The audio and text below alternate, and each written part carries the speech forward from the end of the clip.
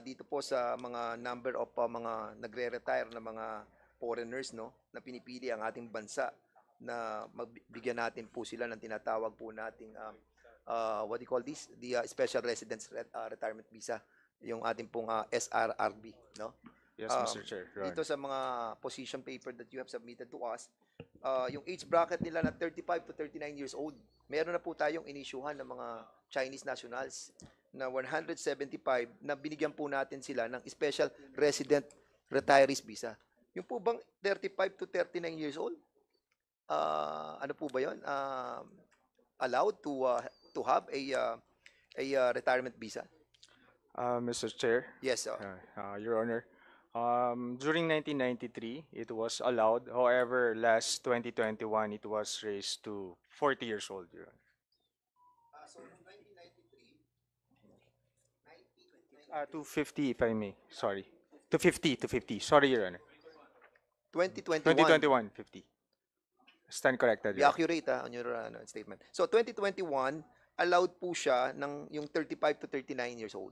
Yes, Your Honor. So- Before, Your Honor. Before. Now, it is not being allowed anymore. Yes, it's not allowed anymore, Your Okay. So yung sa 40 to 49, na age bracket for retirement, allowed during this time na?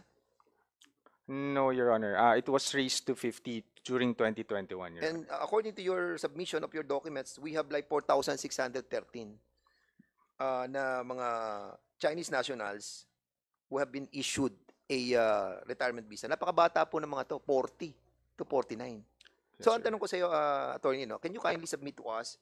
We will be giving you all these documents na mga personalities that we have mentioned in the different corporations to find out the if they are have been given an SRRB, no?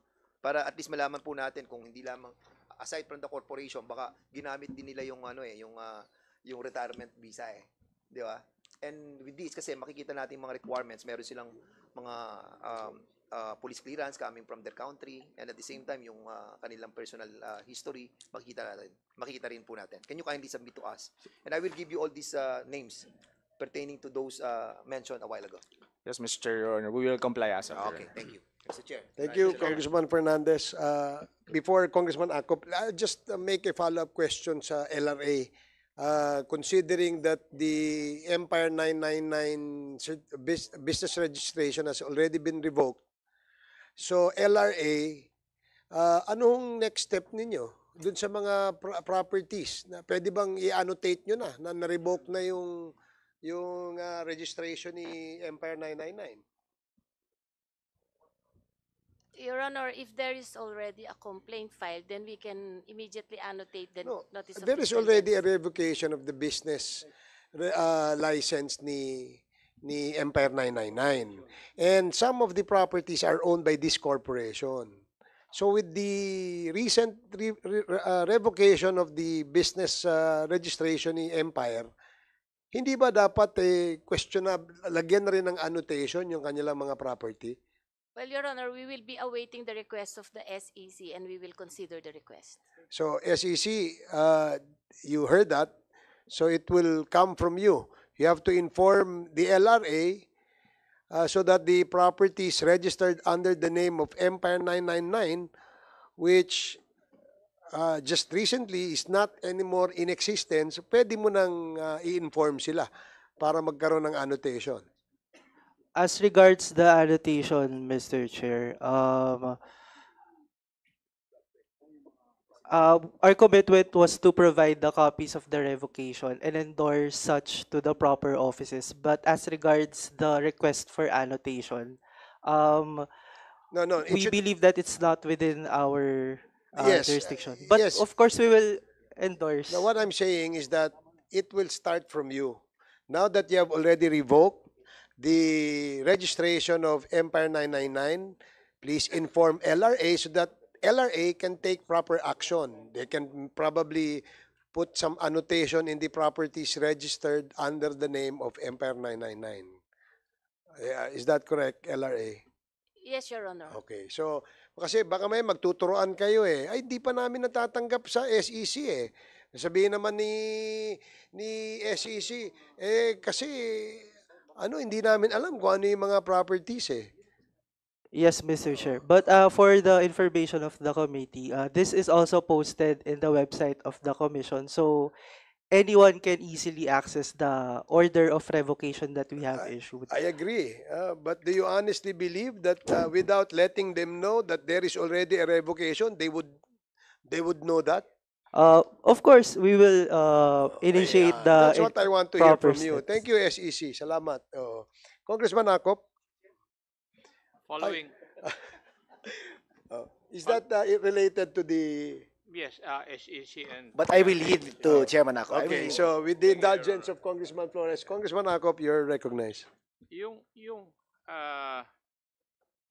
LRA, hindi ba tatlo lang ang action na pwede niyong gawin? Ano ba ang, yung sa tanong po ni Chairman Barbers, ano po ang susunod na gagawin po ninyo?